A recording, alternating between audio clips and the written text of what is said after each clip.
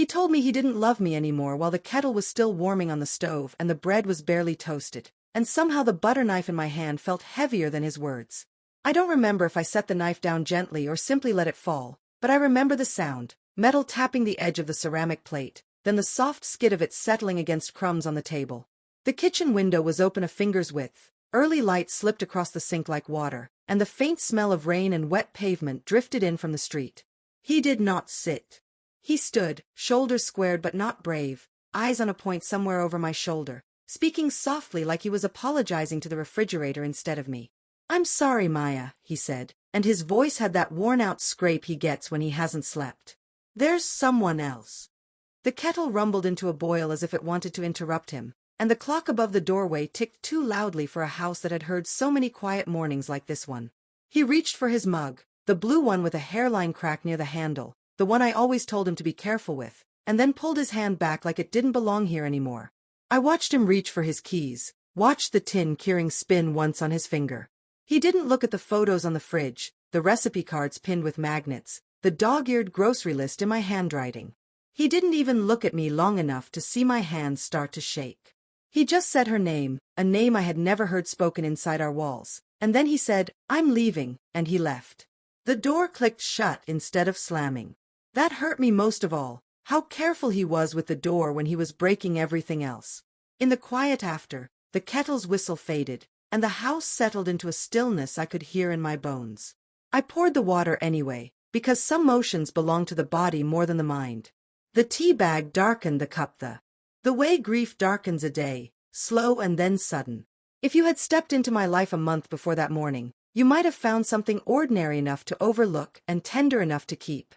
I am the kind of woman who learns the seasons by the produce on the market table and the warmth of the sun on my forearms when I carry groceries inside. Weekdays began with the sound of the garbage truck turning on Linden Street and ended with the soft thunk of my book closing on the nightstand. Weekends had their rituals: pancakes on Saturday, blueberries if they were cheap, bananas if they weren't, and a long walk along the river trail where little boys with fishing poles talked bigger than their shadows.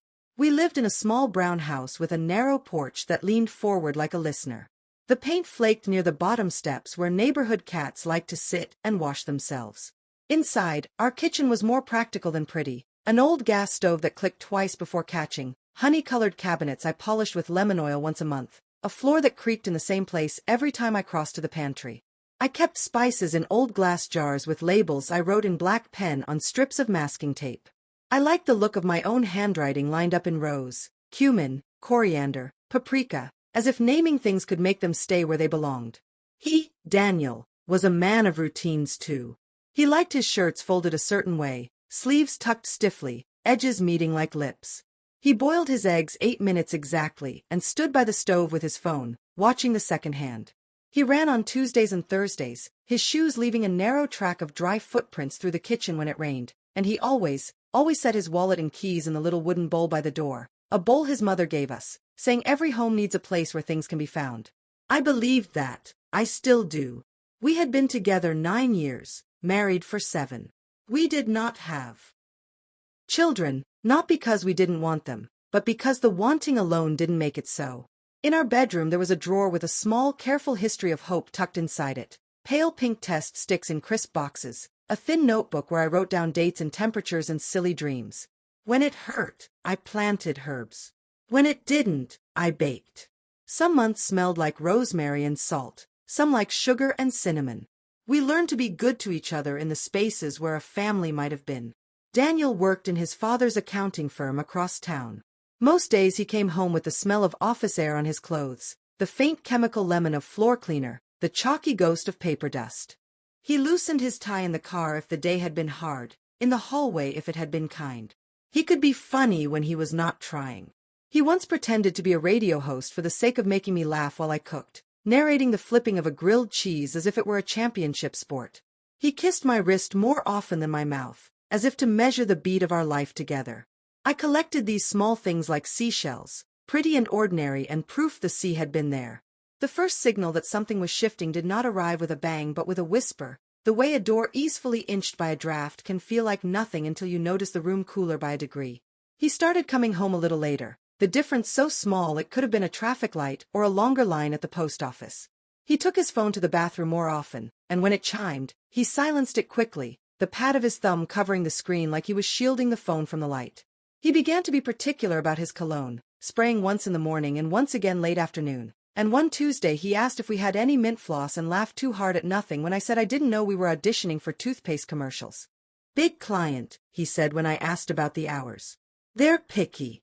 They want everything right." He smiled, but something in it fell short, like a picture not hung on its proper nails. I told myself that marriage is a long road with stretches of silence, that the sound of a growing thing can sometimes be mistaken for a breaking thing. I did not snoop. I did not pry. I made pasta shells stuffed with ricotta and spinach and set the table with the good cloth napkins on a Tuesday, because a Tuesday can carry crystal as easily as a Sunday if you let it. Our neighbors, Arlene and Ben, had recently adopted a wiry little dog that had too much heart for his body. He barked at every leaf that skittered across their driveway and gave the morning a kind of cheerful urgency. Arlene liked to lean over the fence and tell me small stories about people I recognized only as silhouettes on evening walks. The retired science teacher and his wife, the ones with the roses, they put in a bird bath, she'd say, and I'd nod like that meant as much to me as it did to her. Maybe I wanted it to. I have always liked to know when and where people place their care. If I am honest, on the night before he told me about her, I slept badly. I drifted in and out around 3 a.m., my body humming with that strange alertness that feels like a power outage inside your own head, every light off and every wire buzzing. There was a faint, unfamiliar smell in the sheets, something floral and sweet and not like my laundry soap. It was so slight I wondered if I had dreamed it. When I reached across the bed, my hand found the cool valley where his body had been. "He was awake in the living room," he said, when he came back in an hour. "He couldn't sleep. He was thinking about work." He kissed my hair and turned his face away when I tried to kiss him back. What I didn't know, that morning of toast crumbs and confessions, was that the knife falling and the door clicking shut were not our ending. They were the first two beads on a string that would pull through everything else I thought I could count on. I would come to learn that the woman whose name did not belong in our kitchen had a laugh like wind chimes and a talent for forgetting other women exist. I would learn the sound of my own heart breaking is not a shout but a soft, steady tearing, like fabric pulled too long taut. And I would learn, too late for mercy and just in time for courage, that when he came back, it wouldn't be for my forgiveness. It would be for something he needed. It would be for a secret heavier than the one he carried out the door. But that morning, all I knew was that the tea had gone cold while I watched it, the butter was softening into a useless gloss across toast I didn't want to eat, and the house felt bigger because one person had stepped out of it. I did what people do when they don't yet know what to do. I washed the mug he hadn't touched, though it didn't need washing.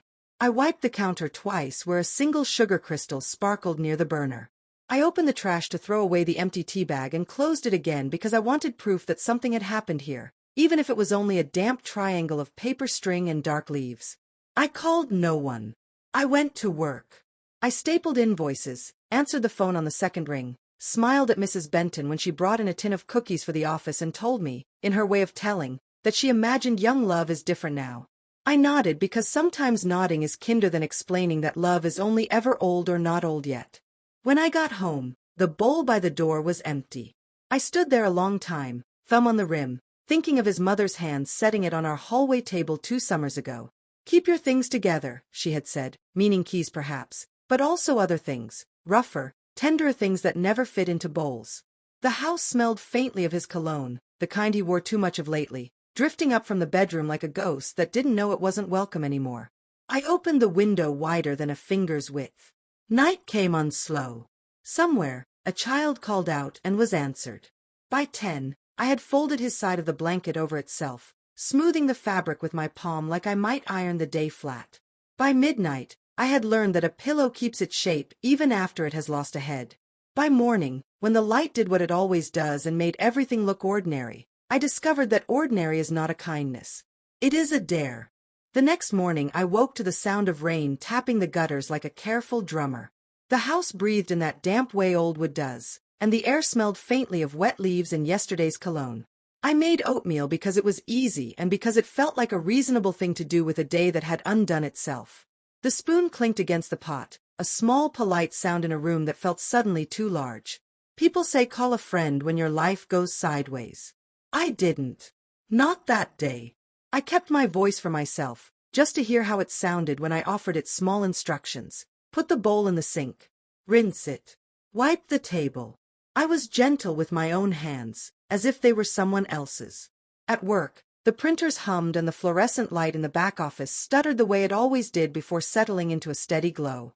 The day before, I had thought about how ordinary can be a dare. Today I discovered that ordinary is also a shelter. The phones rang. I answered. I filled in the ledger lines for the orders we shipped and added a post-it where a number looked wrong. Mrs. Benton's cookie tin sat open on the break room counter with a crumpled napkin tucked under its lid like a secret. I did not open it. Sugar meant celebration, and I could not make my mouth believe it was that kind of day. At noon, I took my sandwich outside under the awning and watched the rain do its soft work on the parking lot. Tires hissed. A man in a yellow slicker trotted across the street toward a small boy splashing in puddles, both of them laughing. There was a sting in the sweetness of it that I swallowed with my tea. I don't know if grief or envy has a taste, but if it does, it is tannic and it lingers. When I got home, Arlene's voice drifted over the fence before I saw her. Maya, she called, not too loudly, the way you call to a skittish animal you don't want to startle. She stood in her blue windbreaker with a steaming pot hugged close to her chest in a towel. I have soup, she said, like that explained the whole world. You always have soup, I said, and somehow we both smiled. She set the pot on my counter and fussed briefly with the burner. The soup smelled like carrots and dill and something slow-cooked that makes a kitchen feel honest. You don't have to say anything, she offered, standing with her hands folded, a posture that resembled prayer without declaring it. Just eat. Tell me later or never. I'm not one of those ladies who needs a headline. I nodded, and we let the steam say what it could. Her dog, a small wiry champion of nothing and everything, scrabbled once at my screen door and then settled, sighing like a person as he curled up on the mat. After she left, I pulled back the sheets to change the bed and the faint floral note returned, that stranger's sweetness caught in the cotton. I stripped the bed as if I were shaking off someone else's story. The washing machine chugged, the lid knocking twice as if to ask me whether I was sure. I was not sure of anything except that clean linen feels like a beginning even when it is just a different end. It would be comforting to say I missed a single glaring sign, that I walked past a red flag waving so hard it was almost a shout. I didn't. I stepped over a handful of small threads I didn't tie together until it was too late. There was the new cologne he bought in a bottle fat and showy enough to serve as decor. The floss obsession. The extra jogs. And then in the afternoon, I opened the hall closet to fetch a light jacket and one of his windbreakers, a gray one with reflective strips, slid forward like a volunteer. In the right-hand pocket was a folded receipt printed on stiff paper. My interest felt unworthy and also inevitable. I told myself, receipts are not love letters. Receipts are not lies. Receipts are ink. It was from a place called the Laurel, a hotel on the north side, dated 2 Thursdays ago. 2 breakfasts, 1 room service tray, a $10 charge for champagne service, and an item listed simply as turn down amenity. The paper smelled faintly of the lobby, a clean, public scent, air-conditioned and floral. I set it on the kitchen table and sat with it the way you sit with someone who has told you news. You keep your hands visible and you try not to ask for more than you're given. He hadn't slept at the Laurel before the morning he told me. He had practiced leaving in small, manageable trials. An overnight that he believed could be smoothed into the ordinary with a lie about a client dinner and an early meeting. He had eaten 2 breakfasts the next morning. He had ordered champagne for a celebration that had nothing to do with me. The thought rose and fell in me like a tide I couldn't control. I placed the receipt in an envelope. I did not know yet if I was keeping evidence or keeping company. That night I tried the river trail the way you try a place you've loved, wanting it to love you back. The rain had rinsed the dirt into dark ribbons across the pavement, and the low bushes along the path brushed my calves with damp leaves. Children biked poorly. A teenager argued gently with his mother about curfew. Farther down, I heard shoes on gravel behind me, the quick, even cadence of a runner in practice. I stepped to the side to let them pass. Daniel's gait was familiar before his form was. His heels flicked up slightly at the end of each stride, a little flourish like a musician's after the final note. He ran with a woman whose ponytail was a metronome keeping neat time, and I knew without wanting to know that laugh when they slowed at the fountain. It had that bright, glass suggestion, as if a handful of thin bells had been strung on a string and lifted by a breeze. I don't know if I hid. I stepped behind a spray of tall grass knowingly. That's not hiding, that's choosing a view. He took his water with both hands. She leaned one hip into the low wall and pointed at something on his phone, her finger hovering, almost touching. He laughed softly, the laugh he used when he worried about being overheard. It was protective, that laugh, even now, even there. They ran on. I let them. It is a particular ache to let someone go farther away from you under a sky that previously did not know how to do that. On the way home, I stopped at the pharmacy for dish soap and picked up a box of lemon tea because the color on the package looked like a small sun.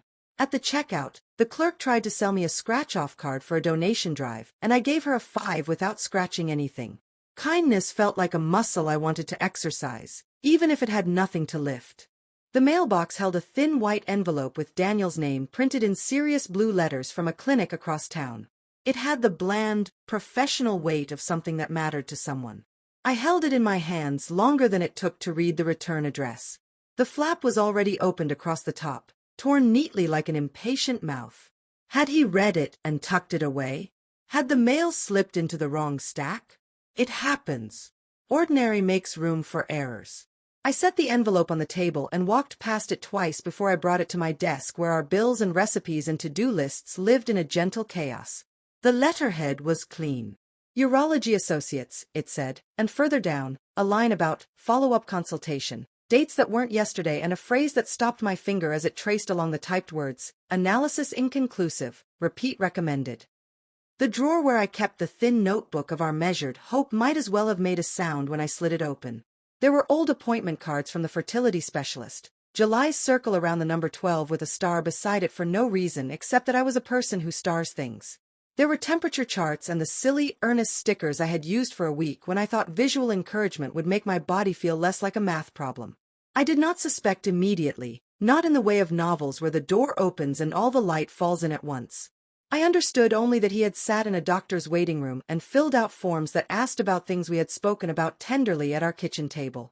He had spelled his name slowly for the receptionist out of habit, and he had carried results home in an envelope without thinking to say, "I went today." It was strange. Would you like to know strange with me? Back in the kitchen, I touched the envelope and then the hotel receipt and then nothing for a long time. The line between the two papers felt invisible and also like a track laid by a heavy machine through soft earth. It is possible to know a relationship is splitting in more than one place at once. That night baquete borro ascense off contro. The oven's little window glowed gold, and the cinnamon turned sweet and dark in the heat. I leaned my hip against the counter the way the woman had leaned against the fountain wall, and the irony made me steady rather than bitter because the counter had been mine long before the fountain was hers. When the timer went off, I pulled the tray out and let the cinnamon rolls rest and settle, their swirl tightening as if to say, "See? This is how things hold." Sleep came in segments. Around 2, wind moved through the neighborhood in a way that made the chimes on Arlene's porch talk to each other. The sound should have unstitched me. It didn't. It made a sort of sense, the world explaining itself in small, repeating notes. In the morning, I placed the 2 papers in the drawer where I keep warranties and instructions, a strange file for a stranger life, one receipt for a night that was not mine, one letter for a body mystery I had not been invited to share. I wrote their dates on the inside of a recipe card and tucked it in front as if I were planning a meal. On Saturday, I took the river trail again, not to see him but to see if the path still knew my feet. A little boy ahead se vestir draja da stick along the fence, the scrapping sound stitch in the morning into one piece. A couple argued in soft, efficient tones about paint colors for a room I would never see. A woman in a green scarf ran with her head down and her mouth set as if she'd bitten into something too tart. The world was continuing, rude and generous. At home, there was a message on the answering machine because we still had an answering machine, a stubborn little box with blinking numbers like a patient heartbeat. I pressed the button and listened to a voice that was light and unembarrassed. "Hi, Daniel," she said, and there it was. That wind chime laughed soft at the end of his name. The laurel said they can hold the sweet again if we confirm by 5. Call me. E sotto with my fingers on the counter, the laminatico under my skin. It is a funny thing how dignity can sit in you like a smooth stone.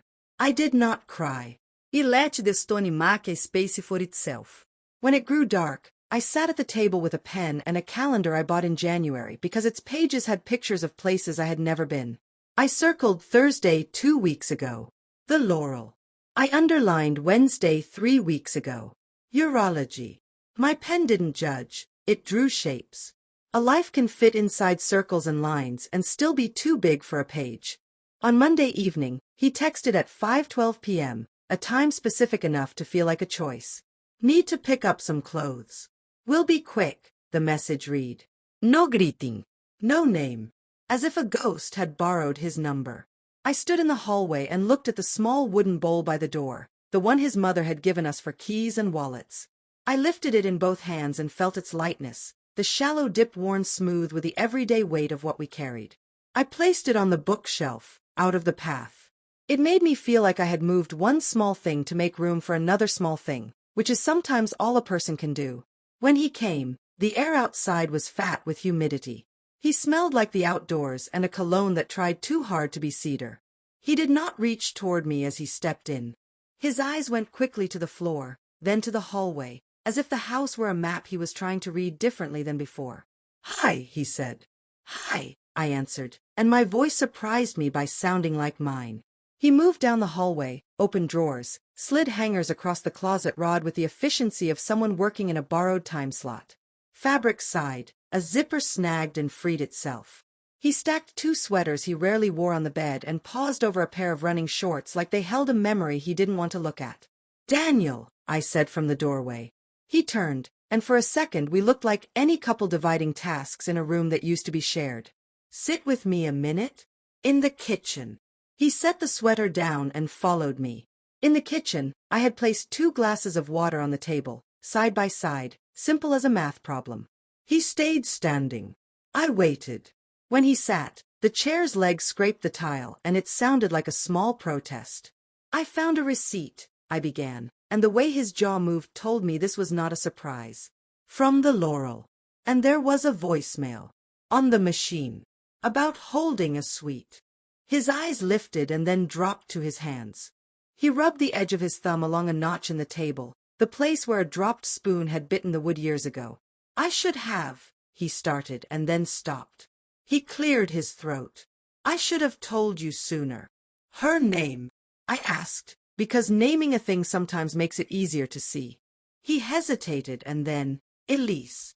The name hung briefly between us, light and unwelcome, like a string left dangling from a lampshade. That wind chime laugh had a body now. "How long?" I asked. "Months," he said, and then added, as if fairness required it, "not a year." The kettle was cold. I had not put it on. Still, I could hear the phantom tick of it beginning if I reached to turn the knob. I didn't. "We ran into each other at a client event," he said, filling the silence as if it were something that would flood the room if left unattended. "She works in marketing for one of the firms. We started talking. It felt easy." "Easy," I repeated, not as a challenge, but as a way to keep the word from pretending to be something it wasn't.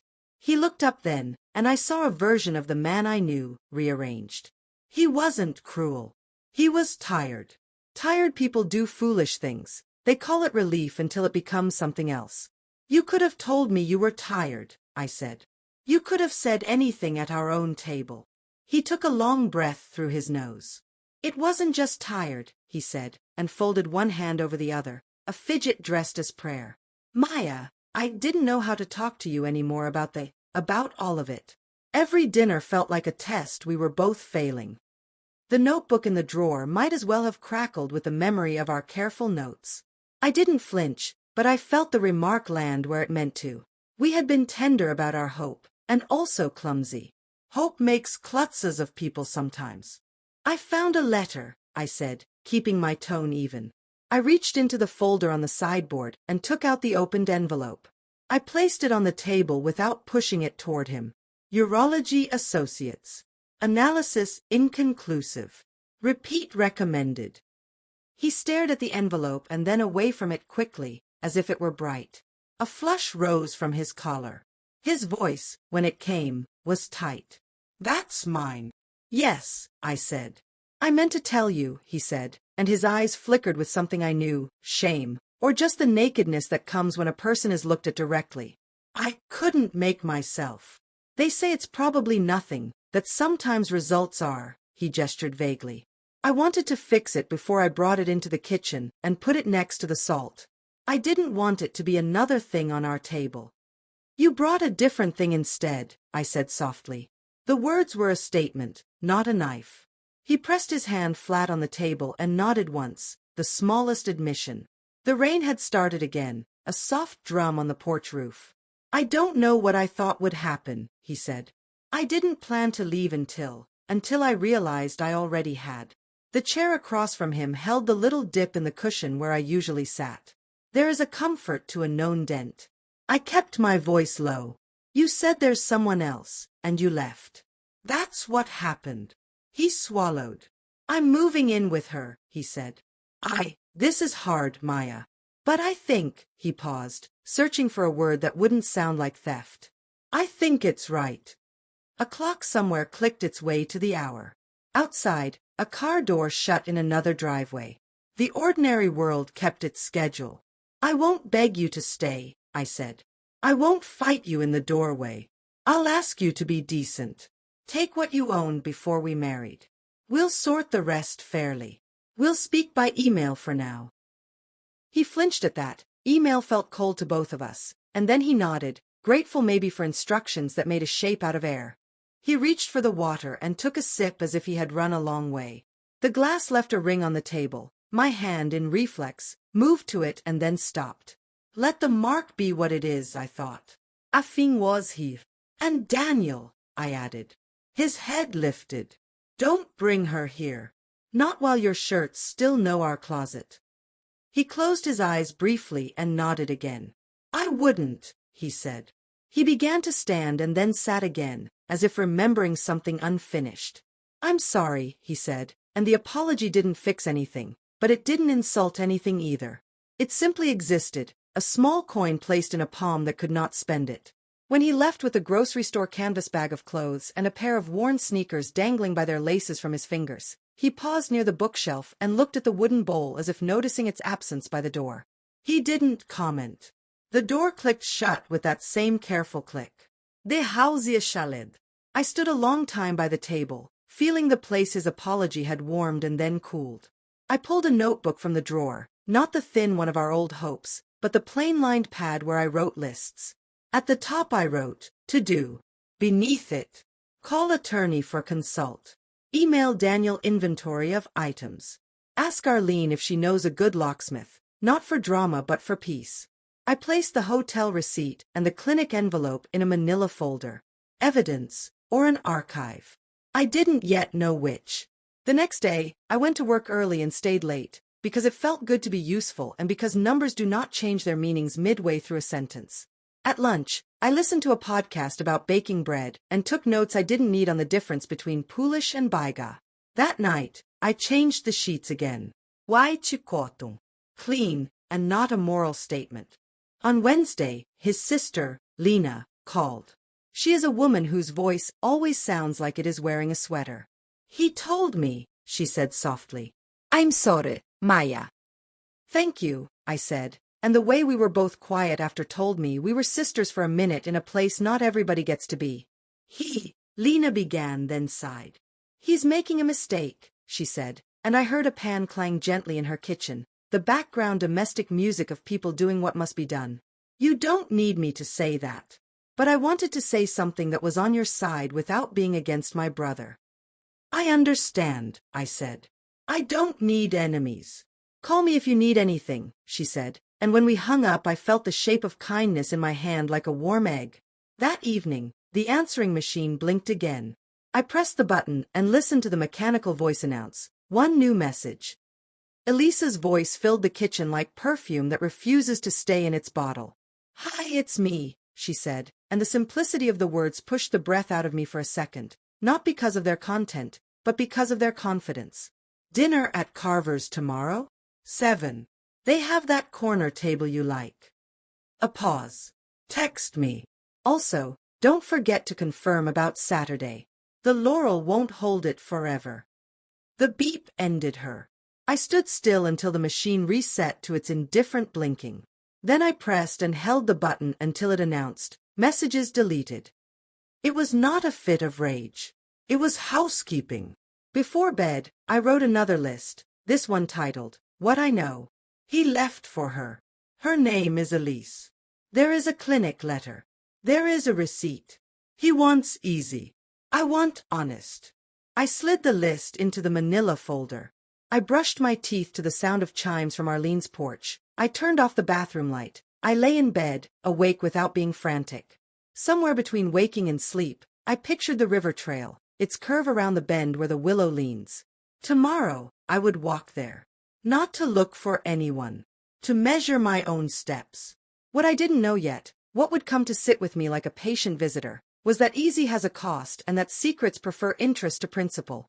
The bigger secret that would bring him back wasn't finished with him. It was still being written, line by line, in an office where people in white coats speak gently so that words don't break on their way out. On Thursday, the air felt warm enough to pretend summer hadn't finished yet. I left work a little late and drove without music, windows cracked, the evening carrying in the smell of cut grass and a faint charcoal note from someone's backyard grill.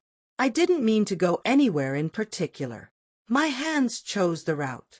They took Linden to Fourth to Marlow, and by the time I registered the soft neon sign and the valet umbrella like a pressed white handkerchief at the curb, my car had already rolled past the hedge into Carver's parking lot.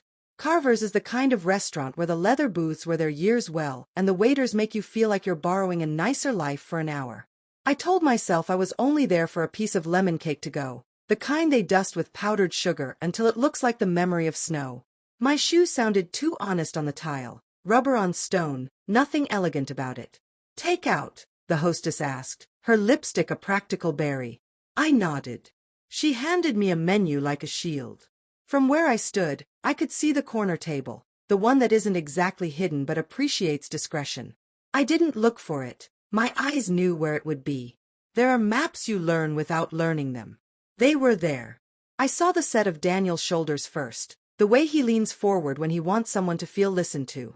Elise sat opposite, a sweater draped over her chair, her hair pulled back in a way that suggested she trusted her own face. The waiter glanced between them with a small, knowing smile of someone who enjoys other people's appetites as a profession. The room was a collection of gentle sounds, knives tapping plates, a low tide of talk, the faint sizzle from the open kitchen when someone ordered steak medium rare. I told my eyes to behave. I could have looked away. I didn't. Not yet. They lifted their glasses. He said something I couldn't catch. The waiter leaned in to refill water. And then Elise placed her hand over Daniel's, their fingers a careful braid, and said it loud enough that the words walked over the table edges and arrived where I stood like someone's small child wondering. We should tell your sister before your parents. It's early, but I'm late. The test was positive. It is a strange skill, the way a body can decide to stand very still. I thought, distantly, of the clinic envelope in my kitchen drawer and of the way I had traced the line on the paper that said, inconclusive, with the flat of my finger as if smoothing a wrinkle from a shirt. I thought of the hotel receipt, of the champagne charge listed without flourish. A picture began to assemble itself without asking my permission. A timeline, a woman, a test, a letter. Numbers do not care about hope. They add as they add. Just the lemon cake? The hostess asked gently, and I realized she had noticed the moment landing. I nodded. To go, I managed, and the words felt mercifully small in my mouth. Elise laughed then, that wind chime sound, softer this time, as if the bells were farther away. Daniel looked at her with a confusion he tried to pour over with happiness, the way a person pours gravy over a dry piece of meat and calls it dinner. He lifted his glass again, and they drank to something.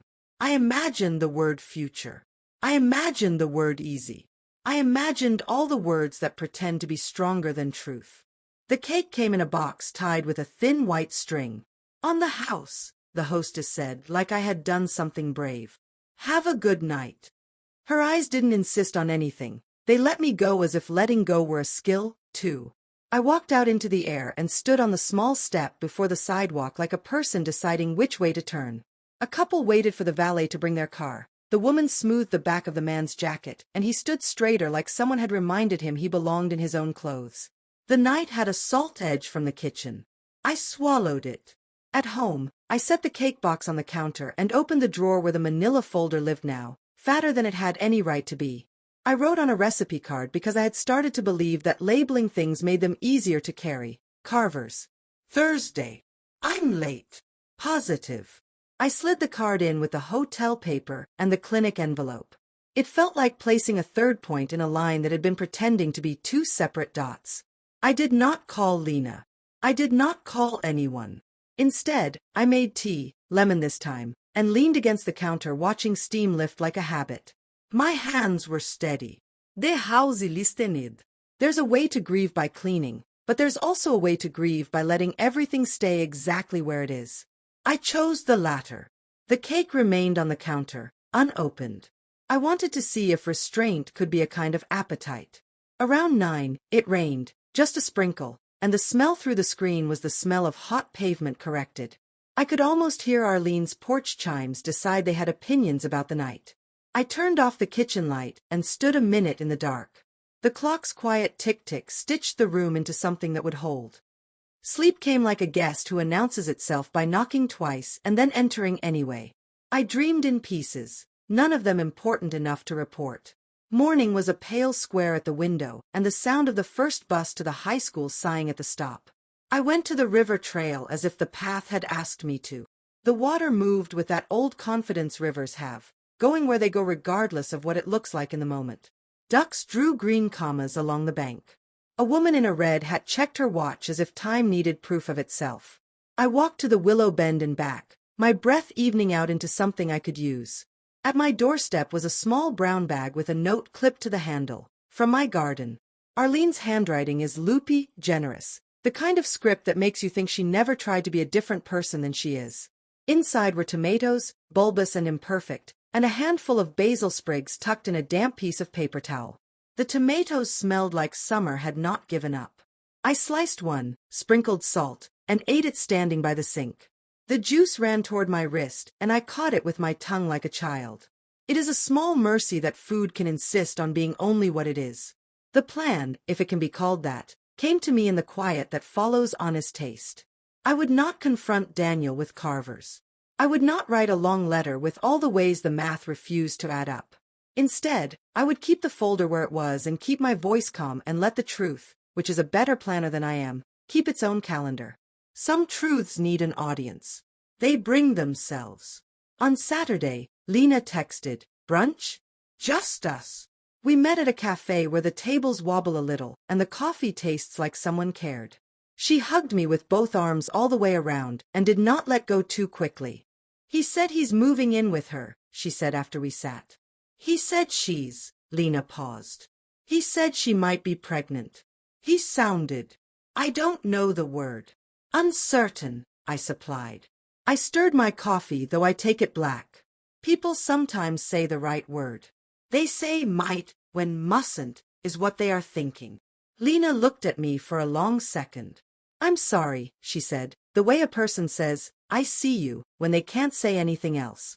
"I'm sorry too," I said, and we both smiled at the oddity of apologizing for a thing neither of us had done.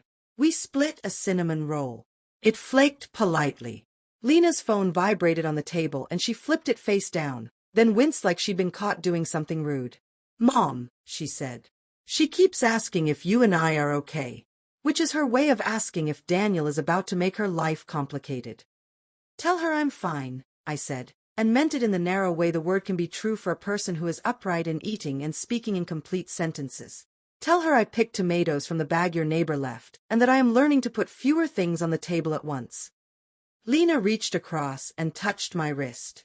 "You're handling this with so much," she searched for a word and settled on, "mayonnaise." On the walk back to the car, a woman pushed a stroller past us, the baby inside sleeping with its mouth open in a small O, astonished by rest.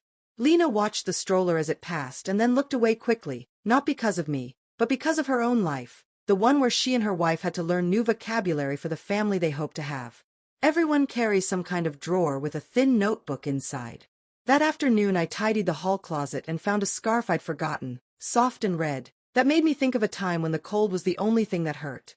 I draped it over the back of a chair, a small gesture of respect for a person I still was. By evening, the house had settled into itself in that way houses do when they know their people are doing what they can. I lit a candle on the counter. It smelled faintly of cedar and something else. Maybe the idea of a clean room. I made pasta with basil and tomato, and ate it out of the same bowl I had cried into once because dishes are stubbornly loyal.